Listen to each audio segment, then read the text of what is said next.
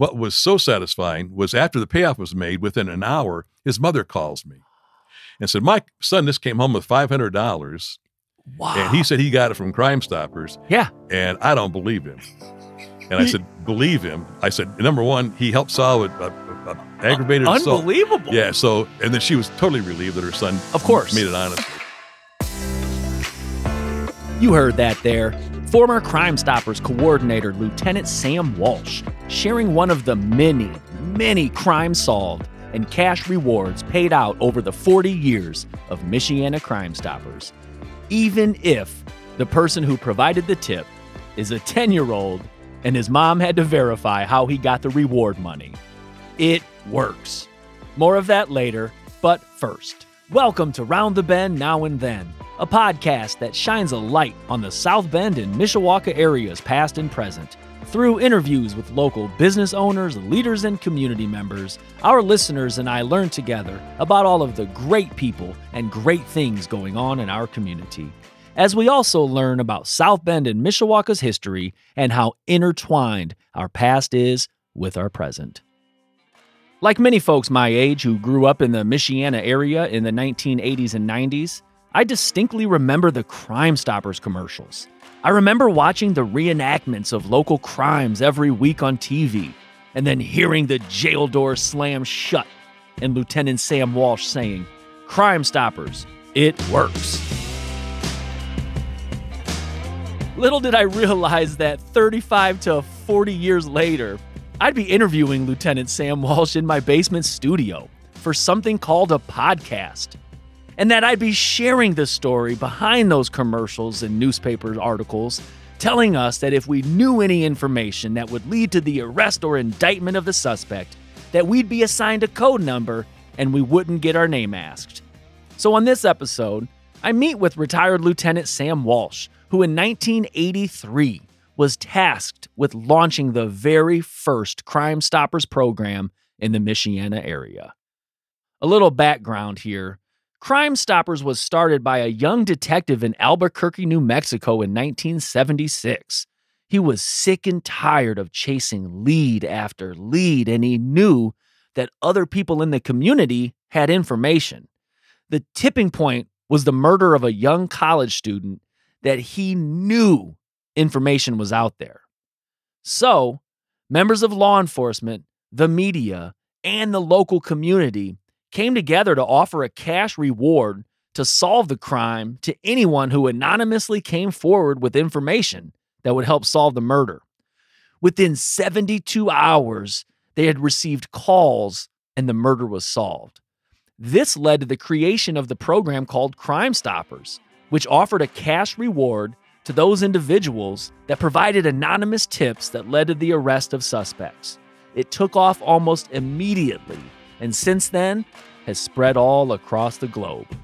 40 years ago this year, in 1983, the Crime Stoppers program was launched in Michiana. In this episode, you'll hear the story behind the beginnings of the program as I meet with retired South Bend Police Lieutenant Sam Walsh, who helped launch the program locally as its coordinator. Folks my age and older will remember Sam from all the commercials over the years. But what we saw on those TV commercials was only the tip of the iceberg. So much went into producing and presenting the crimes of the week every 7 days. From talking to detectives to determine what crime to highlight that week, to writing the script for the actors, to finding the actors to volunteer for the commercials. Then you have to sift through all of the tips, investigate them, make an arrest, and finally get the reward money anonymously to the informant. Oh, I forgot to mention that the reward money had to be privately fundraised, as it was not funded by tax dollars. So much went into it, but as you'll hear Sam proudly describe, it was so worth it. They could tell within months that it was going to be successful. In the 40 years since it was launched, the statistics for Crime Stoppers Michiana are staggering. With millions and millions of dollars in drugs or stolen property recovered, and thousands of cases solved. I think that all of those involved in the Michiana area Crime Stoppers over the past 40 years can proudly hold their heads high. Before we dive into the episode, I wanted to point out that we now have a YouTube channel at Round the Bend 574. I'll try to head to some of the locations that are discussed in the episodes and take a quick video and provide some narration. I feel that this is a great visual for our listeners to try to connect what they heard on the episodes after listening to them. Again, it's YouTube at Round the Bend 574. I'll have a link in the show notes, and it will also be in all of our social media. Please be sure to subscribe. Smash that subscribe button.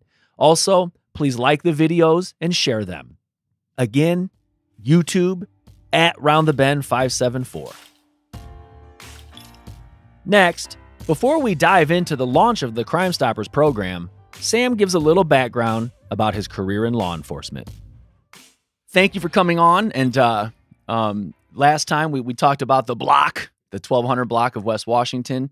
And I also mentioned that you are like kind of the voice of our childhood for kids my age. And I was born in 1978, and you joined Crime Stoppers in 1983. So that is what we're going to be talking about here. But before we dive into Crime Stoppers, just tell us a little bit about your career in law enforcement leading up to Crime Stoppers. Yeah, I joined the South Bend Police Department on July 16th, 1970. And I was out of the Marine Corps 2 years at that time. Okay. And newly married. Uh-huh. And I worked uniform patrol from 70 to 75. Worked undercover narcotics from 75 to 77 or 78, and then became a supervisor. By then it was called Special Operations Section, SOS, and worked that, and then worked homicide.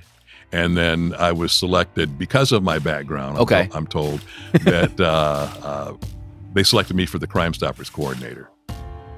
Next, I asked Sam about some of their tactics they used prior to Crime Stoppers to gather information from community members.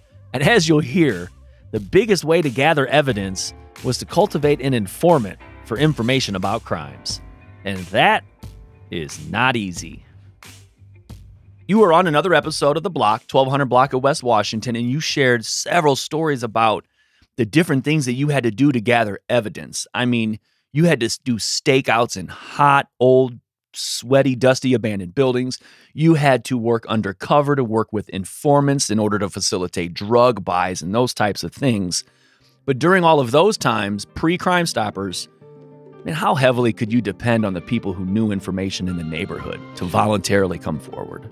You know, you've got to be a judge of character. Okay. And so if you develop a CI or a confidential informant, you give them little things to give you information on to verify whether it's true or not. Little tests. Yeah, and it's kind of like that you build a relationship with that informant. Okay. And that was basically the biggest way to gather intelligence. So being able to identify somebody. You might have arrested somebody, and during the arrest, they said, well, look, I got some information for you. And then you start that give and take until you either say, okay, you're not going to work, or, okay, I want to work with you. And then there was an informant fund. So if we got into some really good cases, then money became the motivation. So that's almost somewhat a precursor-ish. I mean, with the money. It absolutely is. The use of the reward funds there was kind of a precursor to the Crime Stoppers program. Next, Sam describes how the program began in the Michiana area on May 18th, 1983, 40 years ago. The only person in the world that knew about Crime Stoppers locally was Captain Ed Friend. Yes. Who I adored, man. The guy was, he was a cop's cop. Really? Yeah, and he passed on here a few years ago, but he was the one that was sent to Chief Dan Thompson, sent him to Rockford, Illinois, because Rockford's program was up and running. Okay. And he viewed that, came back and said, man, this can be a real winner for the citizens of South Bend as well as law enforcement. And so then they looked at it. They sent me to Rockford, sent me to Waukegan, and a few other places to look at their programs. I got excited. Having a background undercover work and narcotics and homicide, I'm thinking, man, this is going to be a real asset. And we started May 18th, 1983. We opened the phone lines, and 40 years later today, the statistics are mind-boggling. You'll hear some of those statistics later in the episode, and they are truly mind-boggling and a testament to the success of the program. Next, Sam talks about some of the early issues that they had before even getting the program off of the ground. A little background here. This is not just a law enforcement program. It's a partnership between the citizens of the community, the local media, and then law enforcement. So you really need the buy-in and active participation of all three of those entities. One of the hardest parts locally that they had was getting the TV stations on board. You'll hear about that next. The most satisfaction I got out of it was watching the three components of Crime Stoppers. Okay. Civilian board of directors, law enforcement, and media working together. Okay. Talk to me a little bit about that. One of the hardest parts of starting Crime Stoppers was getting the media on board. We had the electronic media, both TV and radio. Then we had the print media, South Bend Tribune, and some weekly publications. Okay. But the big get was to get the television stations, 16, 22, and 28 at that time, to produce and edit and put on the air a crime reenactment of an unsolved felony case. So we got a lot of pushback, and so finally our board of directors, our first board president was John Hazlitt, who was a businessman here in town. Read his name in the paper a lot at that time. Yeah, and he was real influential. And he just said, okay, we sat down with everybody, all the media at WSBT conference room. And he said, we need an answer. And this is in your planning stages? This is when we're just putting the program together. Okay. And so Skip Gaston-Smith, who was with WSBT, he stood up, he goes, we're in. Nice. And as soon as he said we're in, WNDU said, well, think about it. Okay. And SJV Channel 28 over in Elkhart said we're in. Nice. And then obviously 16 came on board. And so that was the biggest hurdle. Next, you'll hear how Sam could have taken his talents to Hollywood, but instead, he used his movie-producing skills for the Michiana area and the Crime Stoppers Crime of the Week reenactments. And initially, I was like a square peg in a round hole because, I'm a cop. Yes. And all of a sudden, I'm writing scripts and I'm producing these spots. So, being able to get publicity. Back then it was called PSA, Public Service Announcement. Yes. And it's my understanding that each media outlet had to do so many hours of public service. So that's how Crime Stoppers fit into that. That was the little hook that got them in there. Okay. Yeah. And you were responsible for all the reenactments and stuff, right? Oh yeah, I had to find the crime. Okay. And talk to the detective assigned to the crime, get all the information, and then once I decided to do it, I would write the script. I would get the actors, and I tried to find actors, and not professional actors. Of course, I mean anybody who wanted to do it, right? And everybody, young people loved it. I mean, it was great. My two sons were involved, and my wife was involved. But I would get the actors and closely as I could to match weight, size, height, and all that. And then we would recreate it based on the information we had in the reports and talking with the detectives or the police officers involved. Then we go out to the actual crime scene. Okay. In some cases, we would do, like one of the first cases we solved was the hit and run of two Notre Dame students walking on South Bend Avenue. And so we had to shut down South Bend Avenue at night. Because it happened early in the morning. So all that had to be arranged, right? And at the time it was fun, but it was also very hectic. My gosh, trying to it was like herding cattle or herding cats. See, Sam is a John Adams High School grad, so he can pretty much do anything, even producing crime reenactments. Next, you'll hear how the very first production of a Crime of the Week almost imploded before it started. And you had to do one a week? Yeah, we did a Crime of the Week every week. And I didn't start rebroadcasting those for probably a year. Okay. And so if I went on vacation or if something came up and I couldn't do it, then we would rerun a Crime of the Week that we felt like a homicide or something very serious. But man, like just, I learned very fast trying to do this an episode a week. It's not easy because, you had to not only find the crime, you had to figure out, is this feasible to even record and share with others? Then you had to write the script. Then you had to get the actors, and then you had to get the news media involved. So, God, that's extensive. Yeah, and the first crime, one of the first crimes of the week that we did, matter of fact, I think it was the very first crime. It was a murder on the near northwest side, and it was on Marion Street, and we had to block off all the intersections or all the streets. And so we were trying to do this on the QT, and WSBT was doing the first filming of the Crime of the Week.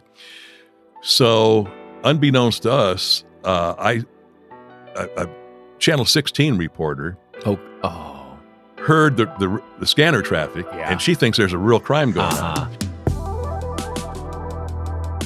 So she grabs her camera crew, and she comes out.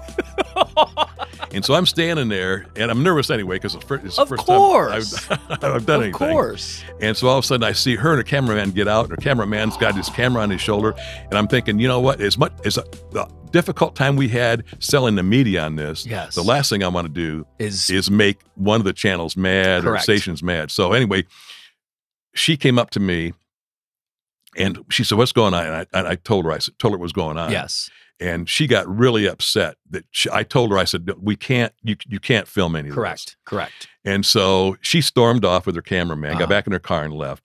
And so I had to go at WSBT after the shoot and talk with Skip Gathensmith with WSBT. And he was able to smooth feathers with his counterpart at WNDU. So I'm thinking, man, before we even air our first spot, this thing is going to get in all kinds of trouble. You can imagine how nerve-wracking that must have been. You're on your very first commercial shoot.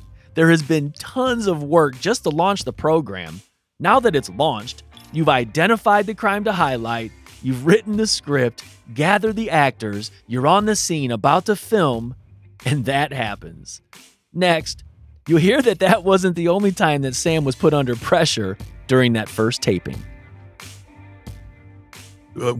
When we were at that Marion Street, that first one we did, and the reporter came up to me, and then she left. And of course, I'm rattled anyway because of course it's early. You're nervous. So I had written my script out. Okay, it was supposed to be 58 seconds because there's a buffer. And so I read it, and I talk fast, and so I write fast, and so. Rather than go into the studio to cut the audio, we did it right there on Marion Street. And so here I am, and they're holding a microphone in front of me, and I'm reading this, and it goes over 90 seconds. And they said, "Sam, you got to cut this down to 58 seconds on the spot." So I'm on the fly trying to cut this down. On the spot. So I'm trying to think, okay, here's how we just recreated it. I got to make sure that I get the heart of this. And so I finally went back to the studio, and we sat down with the production crew, and I was able to work it out to get it down to 58 seconds. And that was a learning process. When you went to cadet training for South Bend Police Department, never did you get into audio production and video production. And so, and I know exactly what you mean about that, writing your own narrative. At first, that is something that you've never had to do in your whole life. You never had to write anything like that. Same here. Then to have to edit it on the fly. Oh my God, that's too much. And I still have someplace on VHS tape, probably my first year of reenactments. And man, I'm sitting there, or I'm standing there. This at that time, this is Sergeant Sam Walsh, and I'm scared to death. Yeah, I mean, I was just very stoic. And then I started, instead of standing in front of the mic or the camera with a microphone in hand, I would walk. You know, and so more natural, maybe. Yeah, I learned more in watching news broadcasts and things like that. So I picked up little nuances. Wow, and that helped a lot. But the first probably 10, man, I was scared to death the whole time. Oh, I'm sure, and especially knowing that I was going to be heard by and seen by thousands and thousands of people. Absolutely, tens of thousands. Oh yeah. Kids, us. I mean, we're kids. I mean, my gosh, criminals would see you. You know, I mean, wow, that's so cool. Yeah. And being in front of tens of thousands of people means that a lot more is asked of you. Next, I asked Sam if there was anything else that he was responsible for. Was there anything else that you were responsible for? A lot of speeches. Ooh, and I had a question about that. Let's talk about the speeches. Yeah, once word got out, I mean, it seems like whenever you're on television, you're a celebrity, which I wasn't. Right. I was a cop. Of course. And so, your Rotary clubs, your Alliance, all these different social and clubs would call up. And so I was doing 80 speeches a year about the program.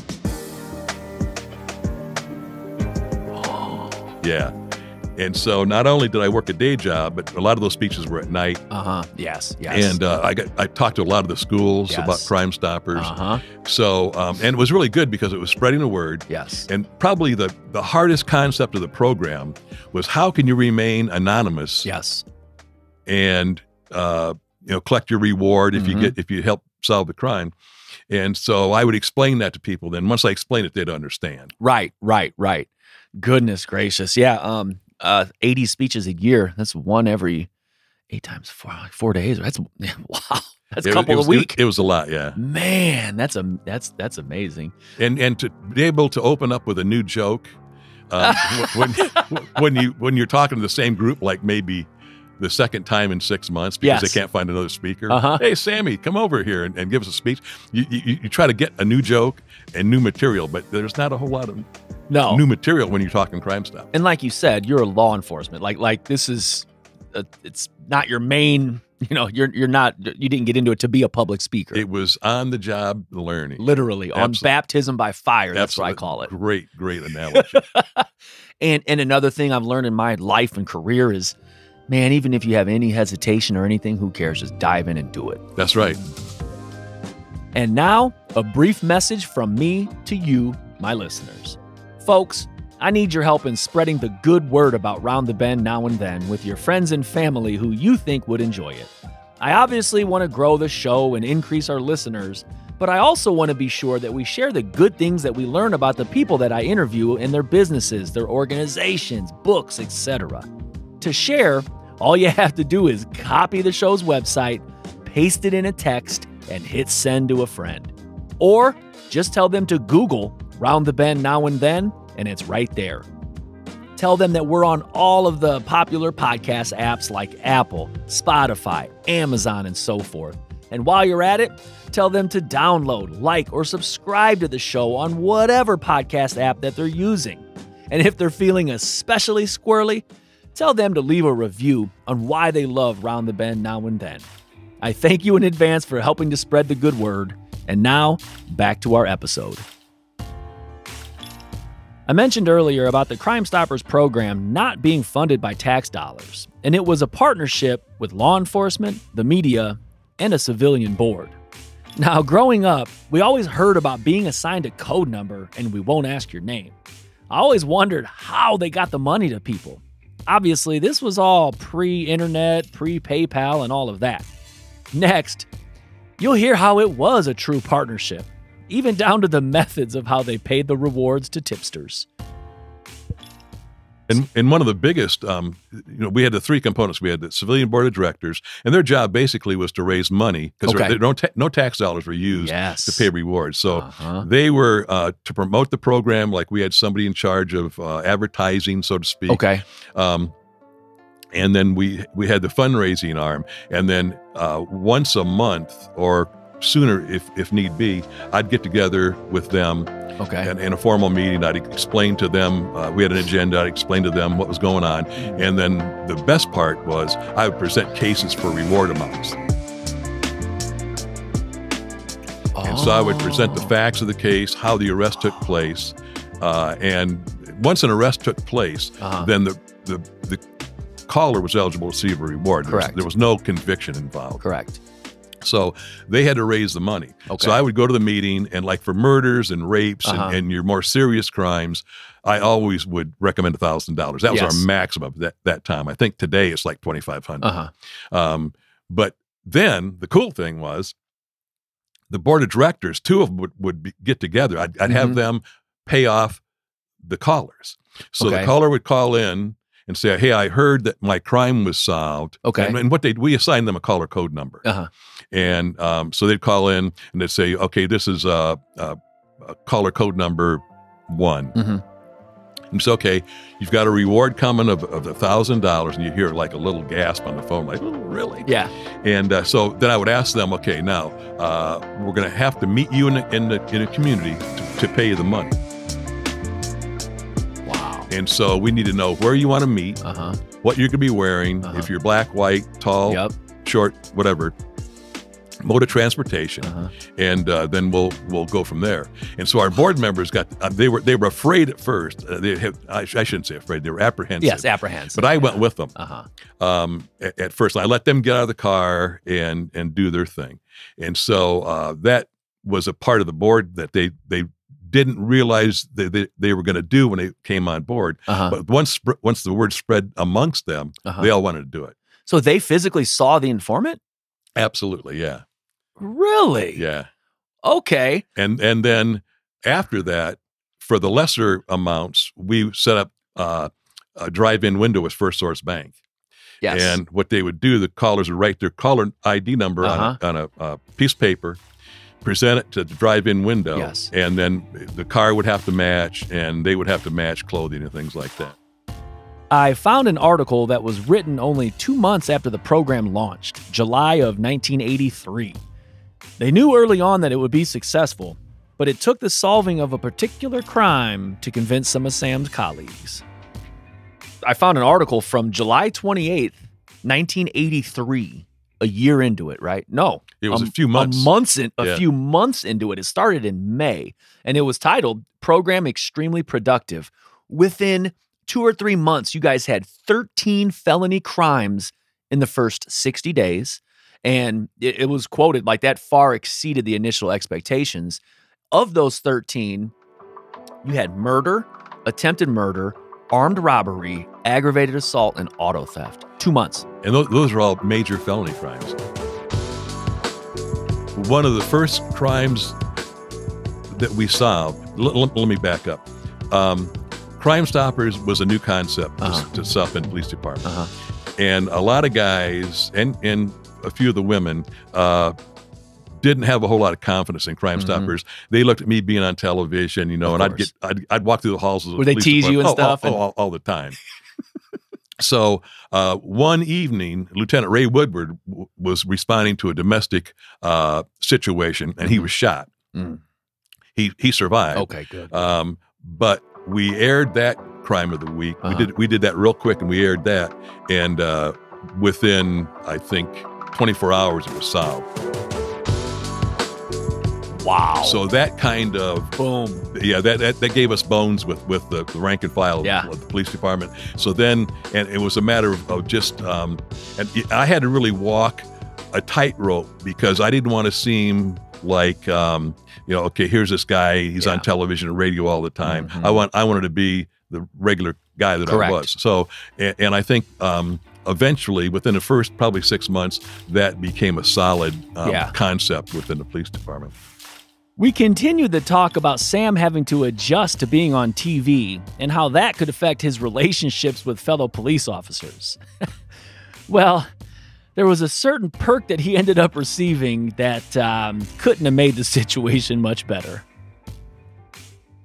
Yeah, you literally had to walk a tightrope type deal. You didn't want to just I mean, you wanted to let them know you're just still, look, I'm doing this at my core because I'm a law enforcement officer and I want to solve crimes, but at the same time, like, my face is all out there in public. That's got to be tough. Yeah, and one of the other things that didn't set well with the rank and file, John Hazel, our board chairman, other programs in the country, the successful ones, the new car dealers were donating a new car a month for the use of the Crime Stopper coordinator. Okay. So John Haslett got with the South Bend, Mishawaka new car dealers and cut a deal where we would rotate, the dealers would rotate every month, give me a new car. So here I am driving on the back ramp of the police department in a brand new, whatever it is, that Chevy Caprice or, a Dick Navarre Cadillac, Oldsmobile Cadillac. He was the first one to donate a car. So I had my picture in the paper with this new car and him giving me the keys. Oh. And I'm thinking, this is not going to set well. Well, tell them, hey, you hop in your car 80 times a year at 5 p.m. and leave your little kids at home and you go give these speeches, buddy. That was a benefit. That was really a nice perk. It really was. Seriously. And I don't know. To me, perks like that, when you're spending that much extra time, hey, it's worth it. Sure. And those people can, it's all in good love, I'm sure they were, We talked earlier about the early success of the program within a few months of launching in May of 1983. Next, I read a November of 1983 Voice of the People entry from the parent of a murder victim. Here's one, and I'm going to read it. It was from a Voice of the People from October 21st, 1983. 5 months into it. My son, George E. Lamphere, was brutally murdered in his apartment in Mishawaka on the night of June 10th, 1983. His killer has now been found guilty. If it were not for the South Bend Crime Stoppers program, I'm not sure that the identity of his killer would have become known. Police departments need all the help that can be developed to do their job effectively. And while I praise the fine work of Detectives Schwartz and Kadba of the Mishawaka Police Department, I know, and they know, that it was the Crime Stoppers which gave them the first important lead. I have made a contribution to Crime Stoppers on behalf of my dead son, and I hope others in the South Bend area will consider it worthy of their support. Robert J. Lamphere. I had forgotten all about that case. I remember I knocked on the mom's door to interview her and talk to her. Mm-hmm. And then when jointly we solved the program, or solved the crime. And then when I saw that letter in Voice of the People, man, it touched me because here was a mother that didn't know the circumstances around the murder of her son, and we got a tip. And, the tip basically starts the investigation. It's the law enforcement, the detectives and the people, cops working the street that bring this thing to fruition. Okay. So right. And that was heartfelt with any case, but particularly the Lamphere case. Yeah. Wow. I mean, I read that in only 5 or 6 months in, that truly has to, give you the fuel to your fire to this is working. Absolutely. That is so neat. While obviously having a family member murdered is just absolutely beyond comprehension, but you could truly hear it in Sam's voice of how proud he is that this program could help give at least some closure to the families. All of this was obviously pre-internet, pre-social media, so the majority of the advertisements for the crimes of the week were in the newspaper, on the radio, and the televisions. And let me tell you, Sam's face was all over the TV in the 1980s. And when you're a kid growing up, anyone on the TV is famous. We talk about how we dealt with that next. April 15th, 1989. So that is 2 days shy of my 11th birthday. Boy, don't I feel old. A huge write-up in the Tribune. I'll have to send you, I'll send you the articles. Huge write-up. You're in there and there's a quote in there, and it's really, the whole article is just touting how successful it's been, and you had gotten interviewed and everything. But then there was a part of it in there that it says the program has grown and so has the recognition of its coordinator. And you were only 43 at the time. Yeah. You're a young buck, man. Yeah. That's pretty big responsibility too at that age. Hey. And as you said, you were recognized when doing traffic, and one kid even confused you with another famous detective, McGruff the crime dog. So you'd get recognized out in public a lot, huh? Yeah, and that was one of the hardest things for me to deal with. I would go like into a restaurant with my family. Yeah. And people would point at me, and I'm thinking, man, if this is me, just think of these newscasters that are on every day. Yes. What they have to put up with. But, you know, if somebody came over and wanted an autograph, you know, I was more than happy to give it to them. And it was all, you know, you had to be the PR person. Yes. I was the PR person for the program. Yes. And so that was probably the most difficult thing, was losing anonymity. I had such a hard time. I can't even say it. That and people would kid me because I'd say cash reward, you know, and at the end, and so I got teased, but in a friendly way. I'm sure. And did your kids ever get annoyed or anything over the years, or did they kind of roll with it? Yeah, they thought it was very cool. Oh, okay, nice. And both of them were involved in crimes of the week. Yeah. One was a murder case of Adam Soto, which I think is still unsolved today, who was a Washington High School student, was murdered just west of downtown South Bend. Okay. And so my one son was involved in that. And then there were some other cases that they were involved in. But, man, once that Crime of the Week aired, they went to school. And they were tough, the tough kids, beans, hey, man. Oh, yeah. And then, of course, their friends would say, hey, if you ever get a chance. Yeah. And so we were able to incorporate you know, some of their friends into it. Next, I asked Sam if there were any more lighthearted moments. And, of course, anytime you work with the public, of course there are. Man, any funny moments, memorable moments, anything stand out in your head over the years? Yeah, there were a couple. We had one where the two board members went out to make a payoff. Okay. And so they were sitting in their car waiting, and there were some buildings and houses around.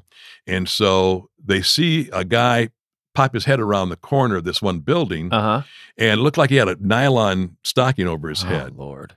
And so he kept on darting back and forth. So finally, and he had the clothing on that they had, that he'd be wearing. Yeah. And so finally,